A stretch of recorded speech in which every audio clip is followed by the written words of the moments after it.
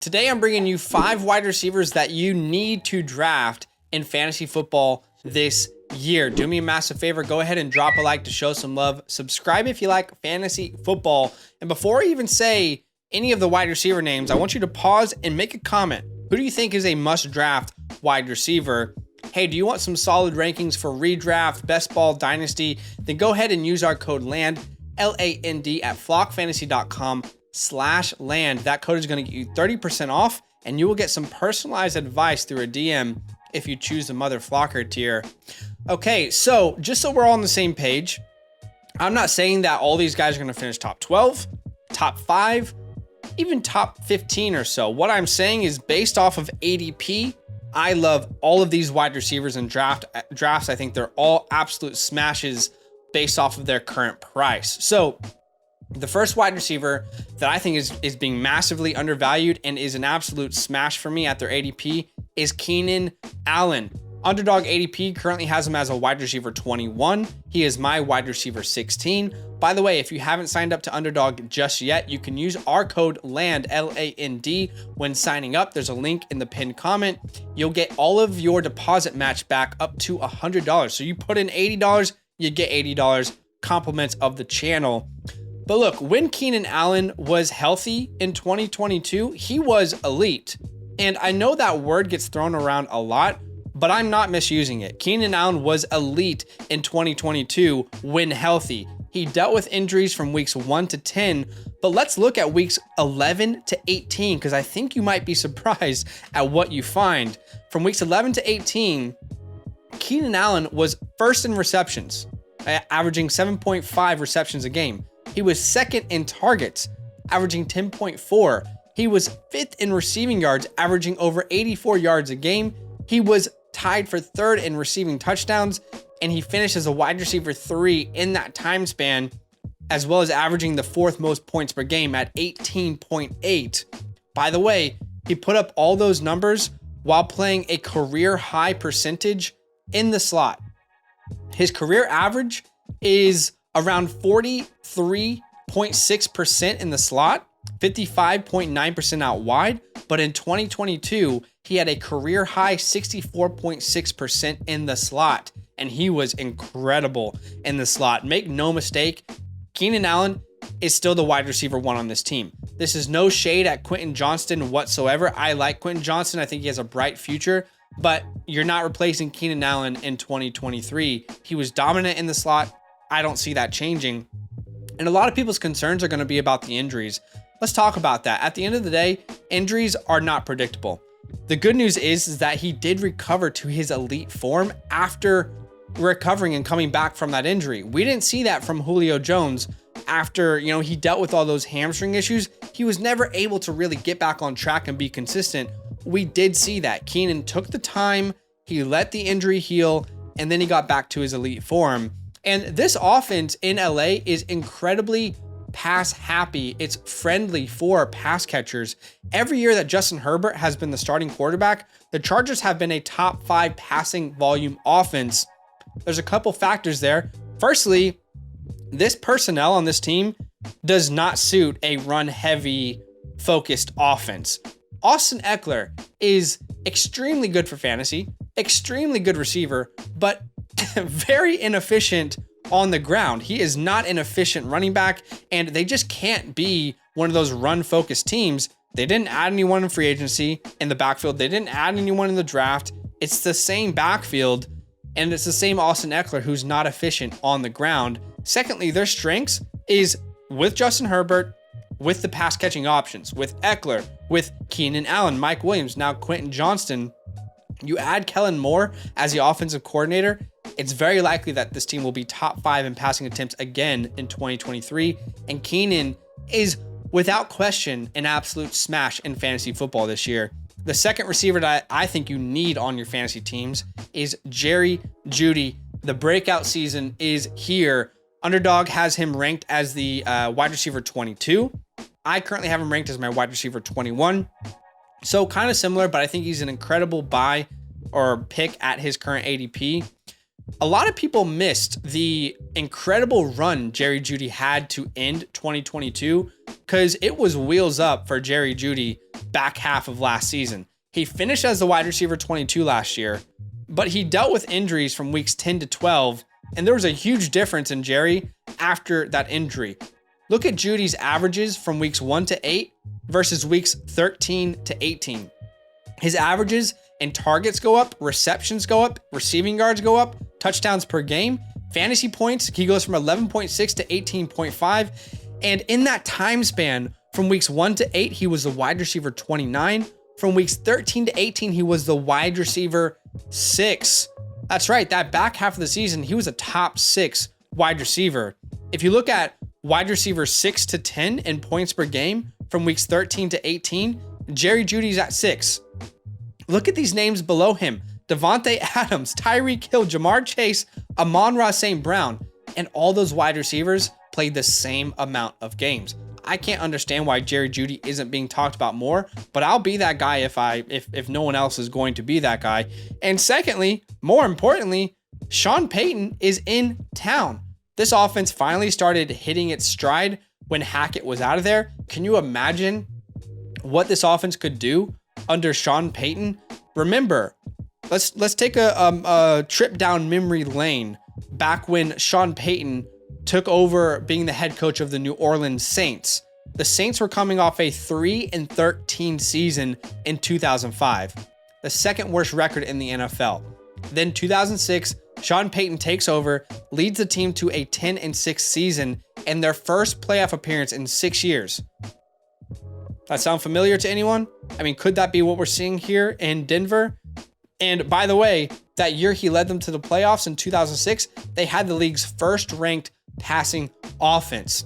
If you look at Sean Payton's offensive scoring points per game as a head coach, I mean, there is decades of proven good offenses from 2006 to 2021, a 16-year sample size. Sean Payton's offenses were top half in the NFL in every year except for 2021, his last year, I think, with Jameis Winston, right? In those 16 years, his offenses averaged the 6th best scoring in points per game in the NFL, including 3 years as the number 1 team in points per game and 6 years in the top 3. Excuse me.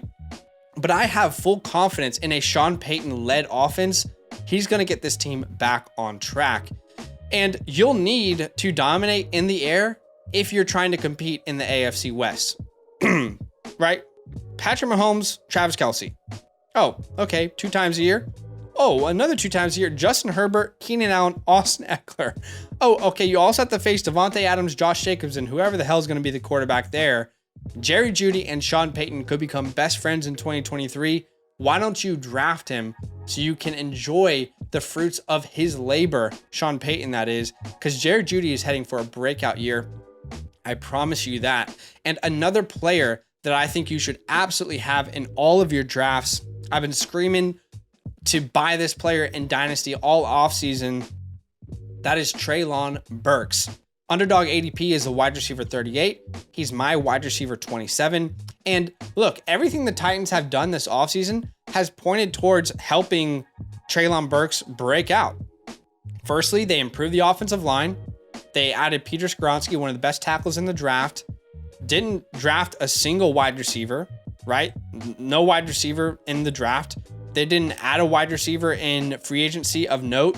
Robert Woods left. No one significant replaced him. They brought in quarterback competition in Will Levis. Ryan Tannehill's a fine starter, but I mean, even if you hate Will Levis, you should like quarterback competition. It's going to help whoever ends up being the starter. And even if it's Will Levis, that means he would have beat out Ryan Tannehill. I mean, that means he's better than Ryan Tannehill. So that's not a problem for me. Secondly, the opportunities are going to be there. The 2 players who led this team in targets are now gone. Robert Woods, Austin Hooper. Collectively, they had 151 targets. They're gone now. And the only players to really fill their shoes is Treylon Burks, Chigakonko, who I love as well, and Kyle Phillips. That's really it. I mean, there's Nick Westbrook-Akine on this team, but he's just a guy. Treylon Burks averaged 4.9 targets per game, while only averaging 57.8% of the snaps in 2021. In the last 2 weeks, when he was healthy, Treylon averaged 7.5 targets per game while seeing 73.5% of the snaps. A healthy Treylon in 2023 is going to be an 85 to 90% of the snap type of player, meaning it's almost a lock he gets 7 to 8 targets a game in Tennessee. And we saw flashes of growth. A lot of people hate on Treylon Burks. We saw flashes of growth. He didn't come out as the best route runner like Olave and Garrett Wilson. He was always going to take a little bit of time to really get up to speed. Only played 11 games because he had a concussion, wrist injury, toe injury. However, we saw consistent improvement. If you look at weeks 1 to 9 and then 10 to 18, he definitely improves. Better position, better finish, better targets, more receptions, more receiving yards, and a higher points per game. One of my favorite comps for Treylon Burks coming into the NFL was Deebo Samuel. And I believe that we're going to see Treylon Burks and the Tennessee Titans try and replicate some of what Deebo does after the catch. Already in year 1, despite it being a really rough offense as a whole, Treylon Burks was top 12 in yards after the catch per reception. And I think that's just going to get even better here in 2023 as he grows as a player.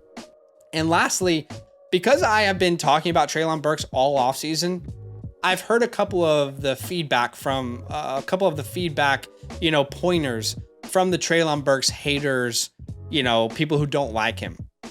And one of the biggest things that I've heard is this sentiment that because it's a bad offense in Tennessee, that means that Treylon Burks can't succeed in fantasy. And guys, come on, if you're really thinking that, like, what are we doing here? We, at the end of the day, we all know opportunity, volume is king. We see good fantasy wide receivers from bad offenses every single year, right? Let's look at last year in 2022. Jerry Jeudy was a wide receiver 22 in the last offense in the NFL, like the worst offense, 32nd in points per game.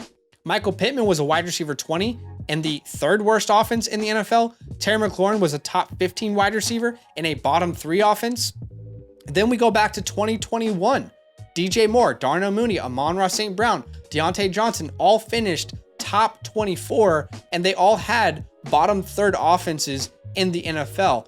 All the way back to 2020, we got Terry McLaurin, Robbie Anderson, Allen Robinson. All these guys finished top 20 despite their offenses being in the bottom 3rd of the NFL. And why did they do that? Because they had the volume. Volume was king. Nothing's changed. Volume is still king. Treylon will have plenty of volume. I'm bullish on him. I think you should be too. I think the upside is through the roof.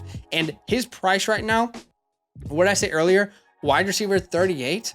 If he's healthy, he does not fail to return value on that. I absolutely promise you that 100%. Okay, the 4th wide receiver that I think you should be drafting in fantasy football this year is a rookie. His name is Jordan Addison. Underdog ADP is wide receiver 35. He's my wide receiver 29.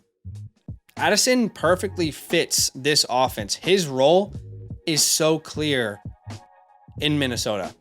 He's going to be the wide receiver 2 for this team. That was a huge need heading into the draft. Adam Thielen had just walked in free agency.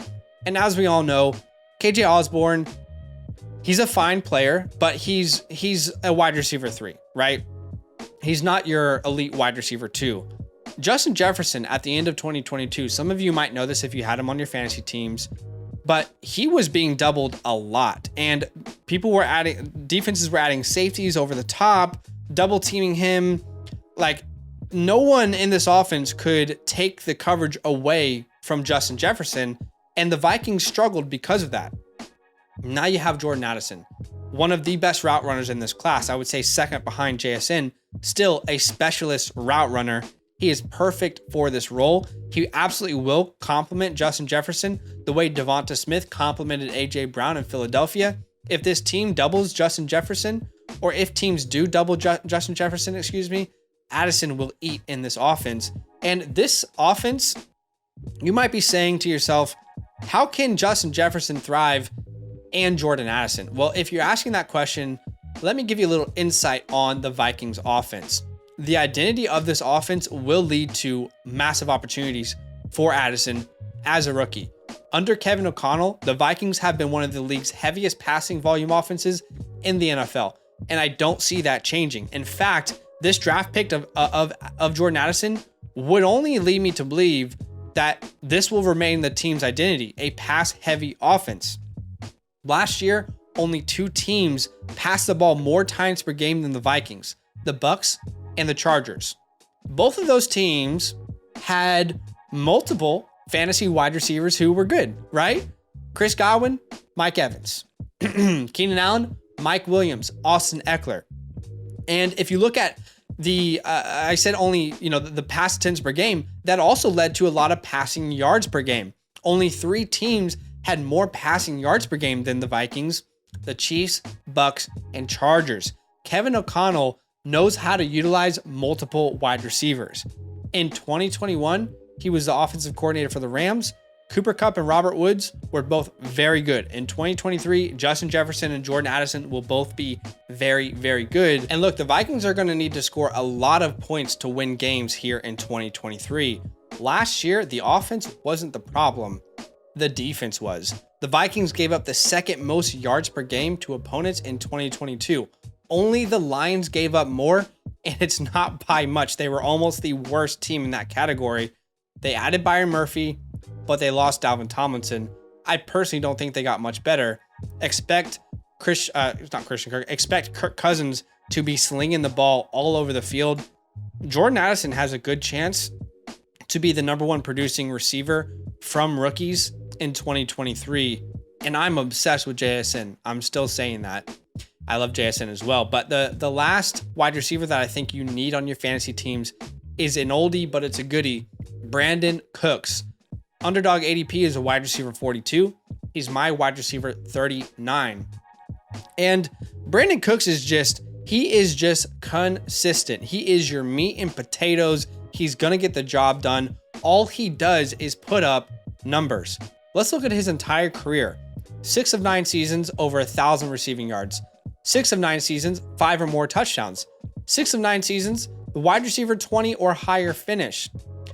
4 of 9 seasons, wide receiver 15 or higher finish. His average targets per year, 107. And his career targets per game over 9 years is 7.3. Guys, think about that for a second. 7.3 targets per game for his career might not sound sexy to you. Keep in mind that the offenses in the NFL 9 years ago were not as pass happy as they are today. That is a very, very impressive number. Last year in 2022, he finishes the wide receiver 49, averaging 11.2 points per game. But let's look at his form, right? Again, he finishes the wide receiver 49, but he only played 13 games. So his 17 game pace, if you extrapolate, he was on track to finish as a wide receiver 27. That pace is even more impressive when you consider how awful the Texans offense was last year. The Texans offense in 2020, 30th in points per game, 31st in total yards per game, 25th in passing yards per game, 31st in first downs. Guys, there's only 32 teams in the NFL.